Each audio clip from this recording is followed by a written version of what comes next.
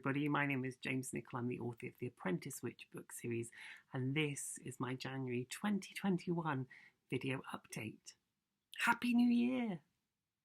I hope you all managed to have a pleasant Christmas, however you spent it, and that the new year, although it feels a bit like the old year at the moment, is treating you okay so far. I've got 3 wonderful book recommendations, so I hope if nothing else you'll have 3 great books that you can look out for and enjoy this month. So without further ado, let's check out some books.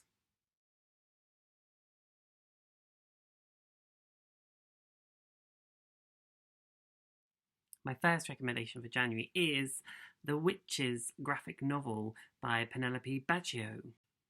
Witches are real and they are very, very dangerous. They wear ordinary clothes and have ordinary jobs, living in ordinary towns all across the world, and there's nothing they despise more than children.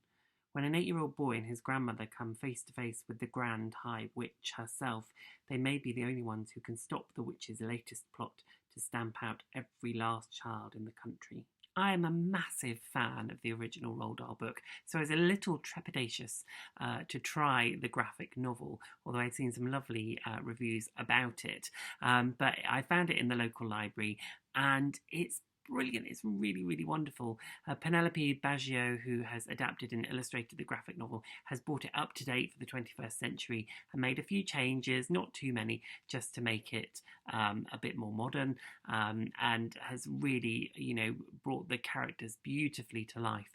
The Grand High Witch is incredibly beautiful, but then also incredibly terrifying when she takes her face off, and Grandma and the boy are just absolutely brilliantly drawn and really come to life. Fun, really engaging.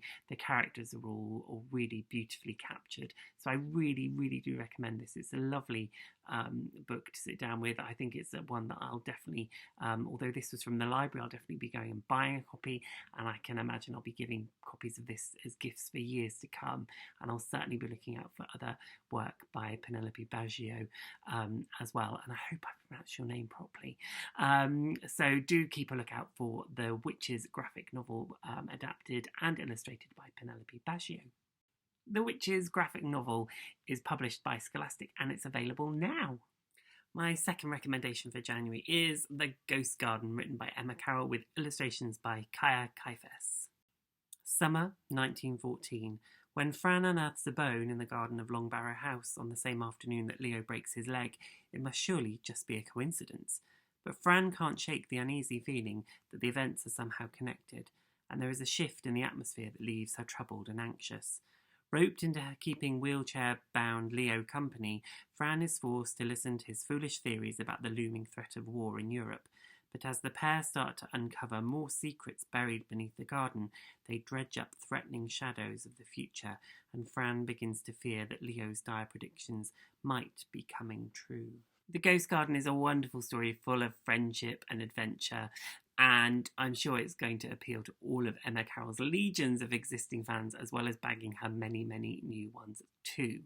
Adored the setting of this book. It all takes place in the grounds and the wider estate of a grand country house on the eve of the First World War, peopled with naughty twins and friendly, helpful cooks. It has all the hallmarks of classic Emma Carroll novels, some nods towards real historical events, but laced with beautiful mystery, friendship and courage from the main characters too. It's a beautifully paced, page-turning adventure mystery from the queen of historical fiction, and certainly a book not to be missed this year. The Ghost Garden by Emma Carroll with illustrations by Kaya Kaifes is published by Barrington Stoke and is available in paperback now. And my last recommendation for January is The Valley of Lost Secrets by Leslie Parr. September 1939. When Jimmy is evacuated to a small village in Wales, it couldn't be more different from London. Green, quiet and full of strangers, he instantly feels out of place.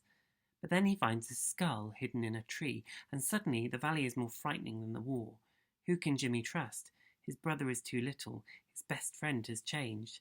Finding an ally in someone he never expects, they set out together to uncover the secrets that lie with the skull. What they discover will change Jimmy and the village forever.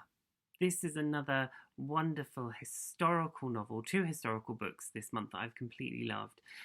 This is Leslie's debut, and it's currently Waterstone's Book of the Month, and you can completely see why, because it's fantastic, really, really engaging and gripping. It's full of wonderful historical detail and wonderful characters that you really instantly feel a connection and care about right from the get-go, especially Jimmy and his little brother Ronnie, who are evacuated from London to the Welsh mining town of Llanbryn. They're also the sorts of characters that I was thinking about long after I'd finished reading the book, and really wondering what happened to them all after the adventures of the story, after the war was over. It's quite an emotional read. There's some real heartbreak in there too, but ultimately you do feel very satisfied by the end of the story as well.